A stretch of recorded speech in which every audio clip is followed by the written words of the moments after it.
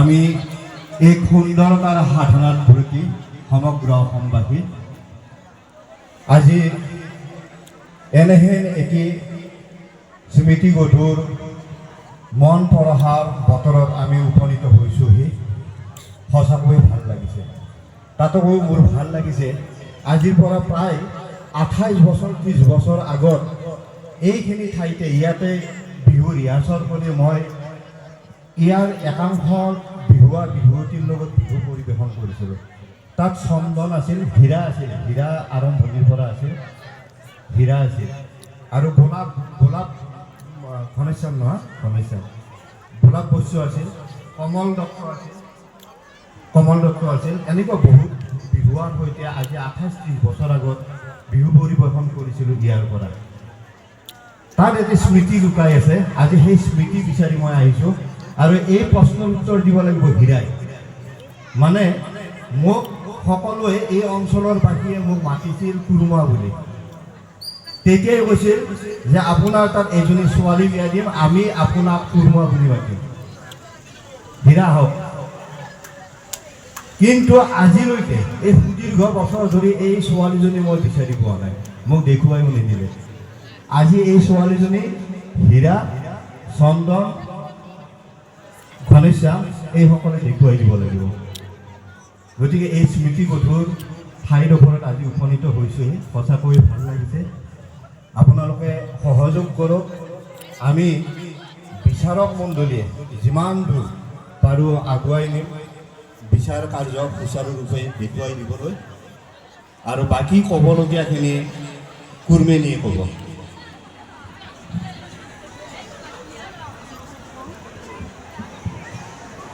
আচলতে জয়ন্ত ডেকা মই আমি তেতিয়া 90 মানৰ পৰা 92, 93 ইমান 90 পৰা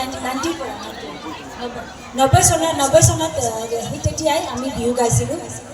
চাইকেলত গৈছিলোঁ আমি। এখন চাইকেলত 2-3টা এনেকৈ গৈছিলোঁ। আমাৰ সেইটো বিৰাট ডাঙৰ অভিজ্ঞতা আছিল। কিন্তু আমি যেতিয়া বাছত যোৱা হ'লোঁ, জয়ন্ত ডেকা মোৰ লগত বহে, কুৰ্মা বুলি মাতোঁ, মোৰ লগত বহে। তেখেতে তাৰমানে আমি কুৰ্মা বুলি যে মাতোঁ, তেখেতে মোক সুধিছিল যে কাক বিয়া কৰাব লাগিব মোক কাৰ ছোৱালী আপোনালোকে মোক দিব। মই বোলো আপুনি এতিয়া ডেকা ল'ৰা, মই এতিয়া গাভৰু ছোৱালী, গতিকে আমাৰ ল'ৰা ছোৱালী কেতিয়া হয়, আমি কাক বিয়া দিম এইটো ক'ব নোৱাৰোঁ। এতিয়া আপুনি কুৰ্মা, আমাৰ কুৰ্মা। সেই তেতিয়াৰ পৰা আমি এনেকৈ কৈ এতিয়া আকৌ জয়ন্ত ডেকাই কি কয়, উল্টাকে কয় যে আচলতে বোলে মোকহে বোলে চাইছিলে, মোকহে বোলে চাইছিলে। এইটো আচলতে ধেমালি কৰি কয়, এইটো মানে কোনো ধৰণৰ এইটো বেয়া হেৰিত পোৱা নাছিল। কিন্তু সেইটো কাৰণে আমাৰ যি সম্পৰ্ক, এতিয়াও যে আমাৰ সম্পৰ্ক বাচি আছে, জয়ন্ত ডেকা, মই, তাৰপিছত আমাৰ মনেশ্বৰ, আমাৰ ধনেশ্বৰ, গোলাপ বস্য, আমাৰ মোৰ ভিনদেউ কমল দত্ত, আমাৰ যিটো দল আছিল, সেই দলটোৰ মাজত যি আমাৰ মধুৰ সম্পৰ্ক, সেই সম্পৰ্ক সদায় আছে আৰু সদায় থাকিব। এতিয়াৰ প্ৰজন্মক মই এইটোৱে ক'ব বিচাৰোঁ, সংস্কৃতি মানে অপসংস্কৃতি নহয়। বহুতে ভাবে সংস্কৃতি কৰিব গ'লে মানুহ বেয়া হয়, ল'ৰা ছোৱালী বেয়া হয়, কিন্তু আমি তাৰ নিদৰ্শন বুলি আমি ক'ব পাৰোঁ। আমি কোনোদিন আমি বিহু গাইছোঁ, মই 12 বছৰ বিহু গাইছোঁ, কোনো ল'ৰাৰ লগত কোনো ধৰণৰ আমাৰ বেয়া ইংগিত নাছিল, কোনো ল'ৰাই আমাক বেয়া ইংগিত দিয়া নাছিল। কিয় দিয়া নাছিল? আমি নিজেই ভাল আছিলোঁ।